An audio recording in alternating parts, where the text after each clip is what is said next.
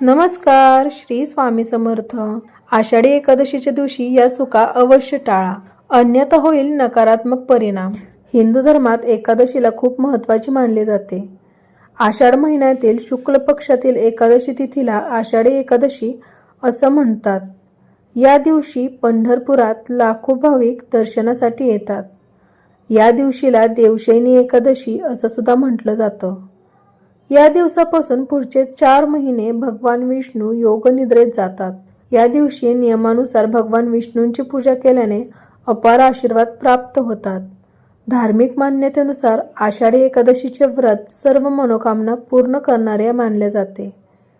या दिवशी नियमानुसार पूजा व दान केल्याने अक्षय पुण्य प्राप्त होते. या दिवसापासून चतुर्मासही सुरू होतो. त्यानंतर कोणतेही शुभकार्य करण्यास मनाई आहे. एकादशीच्या दिवशी भाविक भगवान विष्णूंना प्रसन्न करण्यासाठी विधी उपाय करतात. याचबरोबर एकादशीच्या दिवशी काही नियम सांगण्यात आलेले आहेत, ज्याचे पालन केल्याने भगवान विष्णू लवकर प्रसन्न होतात. त्यामुळे एकादशीच्या दिवशी या काही गोष्टी करणे टाळा. ब्रह्मचर्याचे पालन करावे. एकादशीच्या दिवशी ब्रह्मचर्याचे पालन करावे आणि देवांच्या मंत्रांचा जप करावा. भक्तीमध्ये तल्लीन होऊन भगवंतावरची श्रद्धा व्यक्त केली पाहिजे. तामसिक पदार्थांपासून दूर राहा. देवशयनी एकादशीच्या दिवशी सात्विक आहार घ्यावा.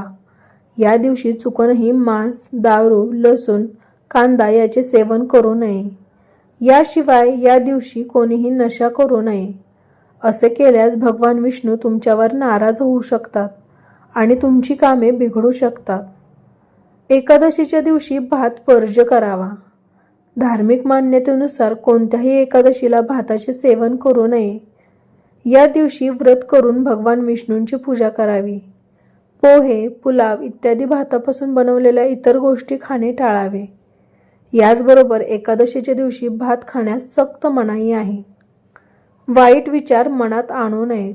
देवशयनी एकादशीच्या दिवशी कोणाशीही वाईट वागू नये. कोणाचाही वाईट विचार करू नये. या दिवशी केवळ भक्तीत तल्लीन राहावे.